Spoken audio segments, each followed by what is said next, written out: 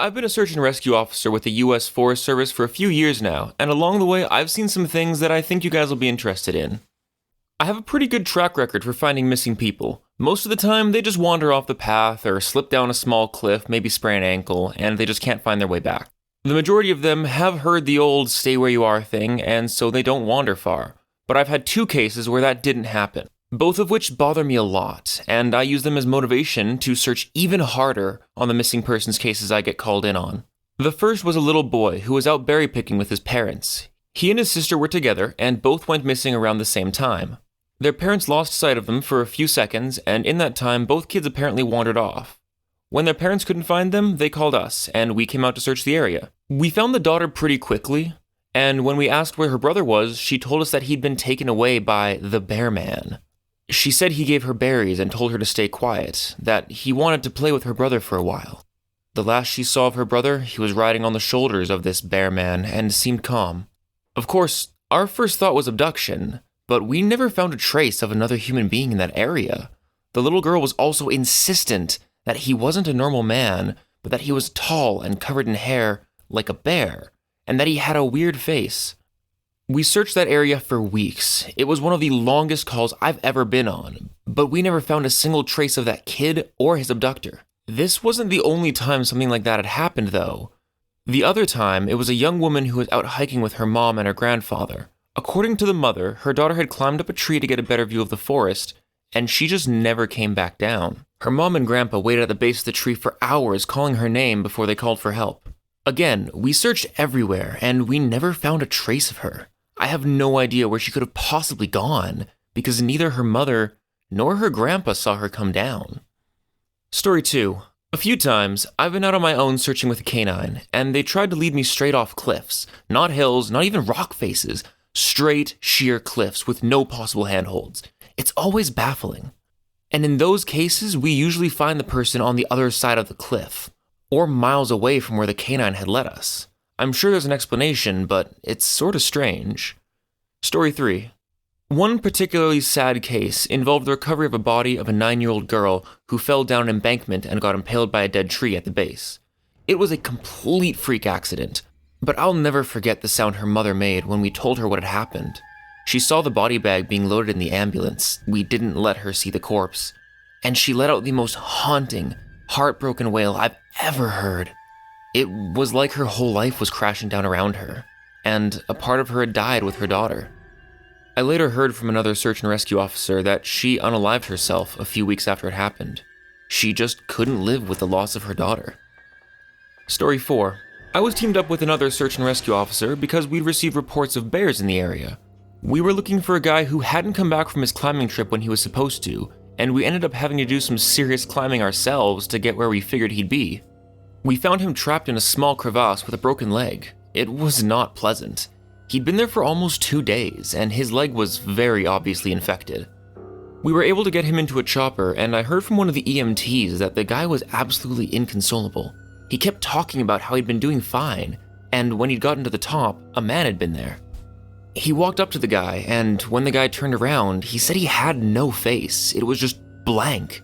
He freaked out and ended up trying to get off the mountain too fast, which is why he'd fallen.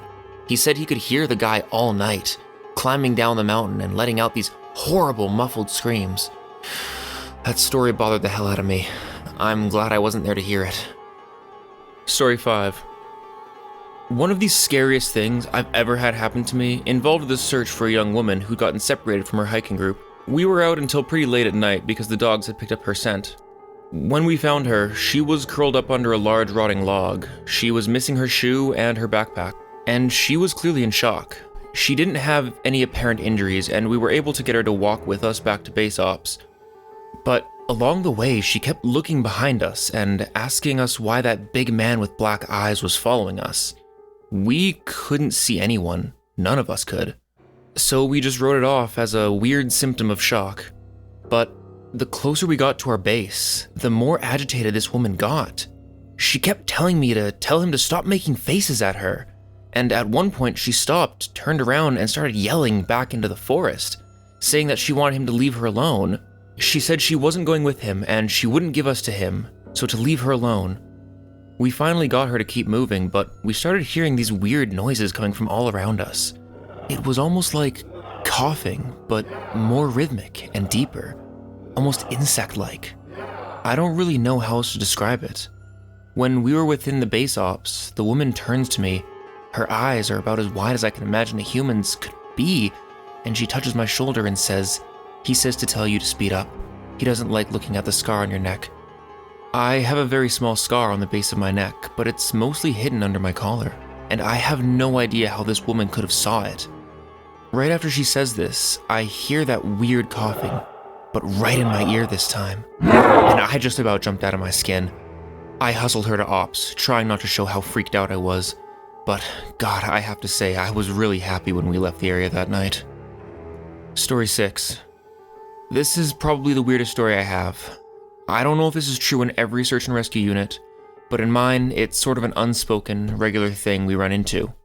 You can try asking about it with other search and rescue officers, but even if they know what you're talking about, they probably won't say anything about it, as we've been told not to talk about it by our superiors, and I imagine that's the same across the board. At this point, we've all gotten so used to it that it doesn't even seem weird anymore. On just about every case where we're really far into the wilderness, I'm talking 30, 40 miles, at some point, we'll find a staircase in the middle of the woods. It's almost like if you took the stairs out of your house, cut them out, and put them in the forest. I asked about it the first time I saw some, and the other officer I was with just told me not to worry about it, that it was normal. Everyone I asked said the same thing. I wanted to go check them out, but I was told very emphatically that I should never go near them. I just sort of ignore them now when I run into them because it happens so frequently.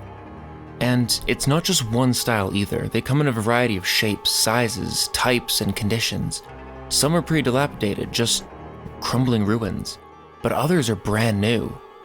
I saw one set that looked like they came from a lighthouse. They were metal and spiraled probably a good 25 or so feet up. And that's not even the tallest I've seen. It's almost like someone just cut and pasted them in the middle of nowhere. I don't have any pictures of them. It's never really occurred to me to try again after the first time seeing them, and I don't really feel like risking my job over it. This has been part 1 of a multi-part series. How many parts is up to be determined based on how much love the videos get. If you like this content, make sure to let me know by liking and subscribing. I personally can attest to seeing some weird things in the woods myself. Abandoned furniture, RV trailers, old foundations from buildings long gone. That staircase thing, while I haven't personally experienced it, I've talked to lots of people who have firsthand, both friends and just folks I've met. Sam and Colby right here on YouTube also did a video where they came across one. They do a lot of haunting content, kind of ghost adventures types of things. And supposedly, there's a set of twin staircases in the Aokigahara forest in Japan that face each other perfectly as if they were once part of a bridge, but are miles apart with no evidence of support beams in between them. It's creepy stuff you find out in the woods sometimes, and the further out you go, the weirder it gets. Now, if you guys enjoyed this content and want to see part 2, or even more parts beyond that, make sure to like, subscribe, and hit that bell icon. I should have part 2 out tomorrow, so make sure to stay tuned for that. I'm ReddList. I hope you'll have a great rest of your day, or night, and I will see you tomorrow. Sweet dreams.